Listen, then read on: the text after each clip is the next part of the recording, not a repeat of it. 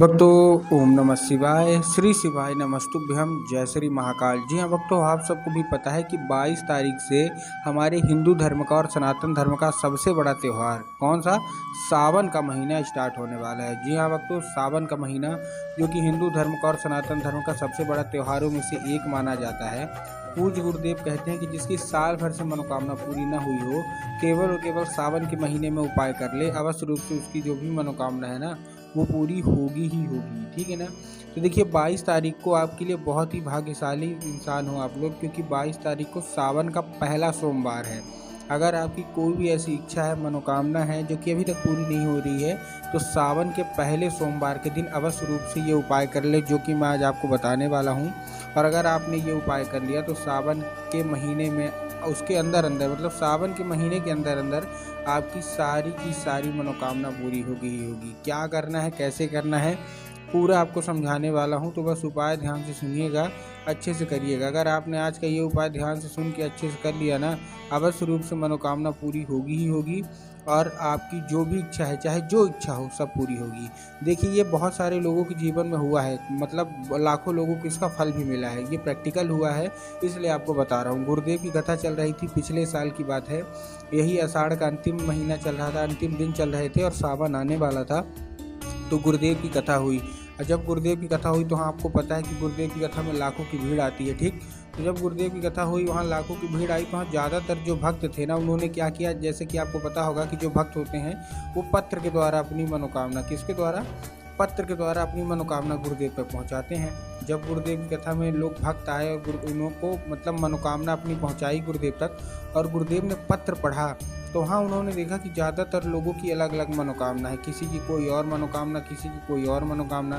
किसी की ये मनोकामना थी कि गुरुदेव हमारे जीवन में धन की कमी है। किसी के था कि गुरुदेव हमारे जीवन में हमारी मनोकामना पूरी नहीं हो रही। किसी के था कि गुरुदेव हमारे जीवन में बहुत ज़्यादा बीमारियां हैं, हम ठीक नहीं हो रहे हैं, रोग मुक्ति के कोई उपाय बता दें। मतलब तरह तरह के अलग अलग लोग आए थे और अपनी मनोकामना गुरुदेव से पूछ रहे थे। जब गुरुदेव ने ये देखा, तब गुरुदेव ने 2 से 3 उपाय बताए और कहा केवल और केवल ये उपाय कर लेना, अवश्य रूप से तुम्हारी मनोकामना सावन के महीने के अंदर अंदर पूरी होगी। मतलब बाहर जाने की ज़रूरत ही नहीं है, सावन के महीने के अंदर पूरी होगी। जब गुरुदेव ने उपाय बताया तो लोगों ने जा जाके इस उपाय को घर में करना शुरू कर दिया। अब जैसे ही लोगों ने जा जाके इस उपाय को घर में करना शुरू कर दिया, वही लोग सावन के अंतिम मतलब ख़त्म होते होते गुरुदेव की कथा में वापस आए।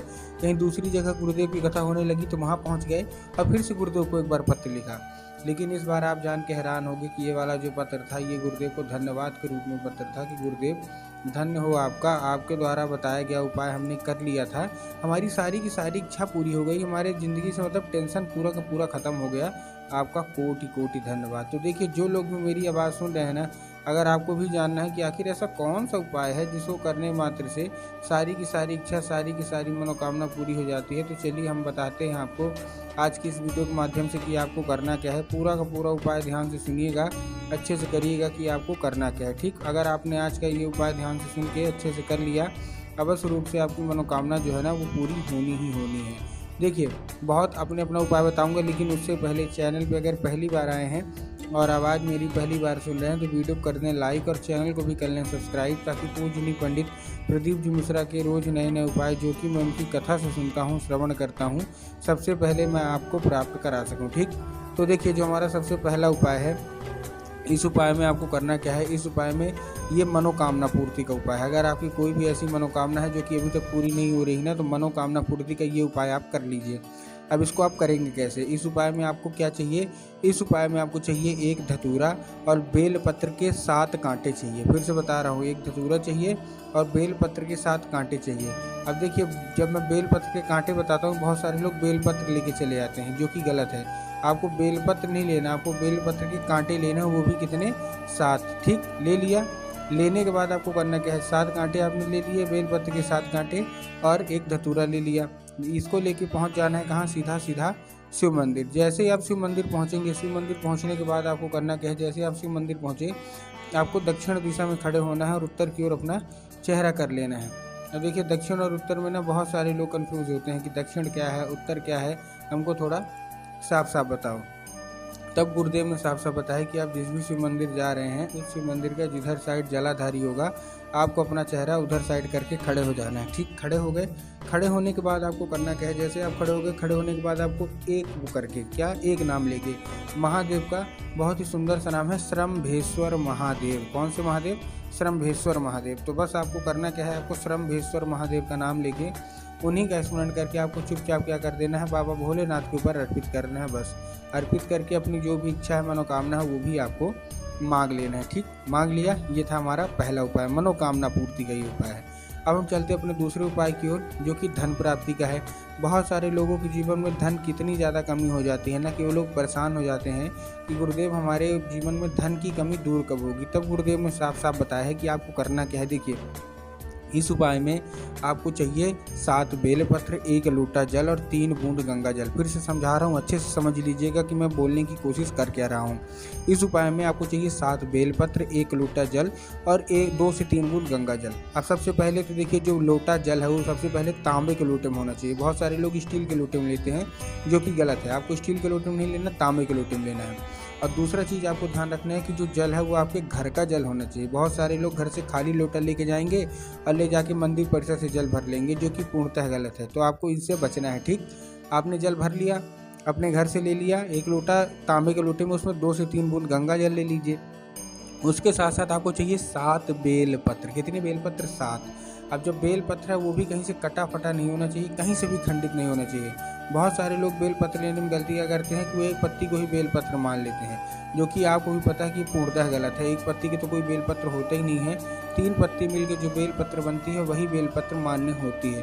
तो आपको वही बेलपत्र आपको लेनी है। ठीक, ले लिया। लेने के बाद आपको करना क्या है, जैसे आपने लिया, लेने के बाद आपको क्या करना है, पहुंच जाना है उसी लोटे में आपको डाल लेना, उसी लोटे में डाल लेना बेलपत्र और पहुंच जाना है सीधा सीधा शिव मंदिर। अब आपके दिमाग में होगा कि जाएंगे और बाबा भोलेनाथ के ऊपर अर्पित कर देंगे, महादेव प्रसन्न हो जाएंगे, जो कि पूर्णतः गलत है। आपको बाबा भोलेनाथ के ऊपर अर्पित करना ही नहीं है। आपको कहाँ अर्पित करना है? आपको अर्पित करना है माता अशोक सुंदरी में। कहाँ? माता अशोक सुंदरी में। अब देखिए, जिसको पता है कि माता अशोक सुंदरी की जगह कहाँ होती है उनका तो ठीक, लेकिन बहुत सारे ऐसे लोग हैं जिनको यही नहीं पता कि माता अशोक सुंदरी की जगह कहाँ होती है। तब गुरुदेव ने साफ साफ बताया कि आप जिस भी शिव मंदिर जा रहे हैं, उस शिव मंदिर की जो जलाधारी है ना, जलाधारी के दाएं मतलब राइट साइड में माता अशोक सुंदरी की जगह होती है। तो आपको माता अशोक सुंदरी की जगह पर अर्पित करके जो भी इच्छा होगी, जो भी मनोकामना होगी, जो भी अंदर आपके होगा, सारा का सारा बोल के आपको अर्पित कर देना है। बस पूज्य गुरुदेव कहते हैं कि अगर आपने ये उपाय कर लिया तो आप खुद ही देखेंगे कि 4 से 5 महीने मतलब हफ्ते का सावन होता है, ज़्यादातर 4 से 5 हफ्ते का जो है तो सावन होता है।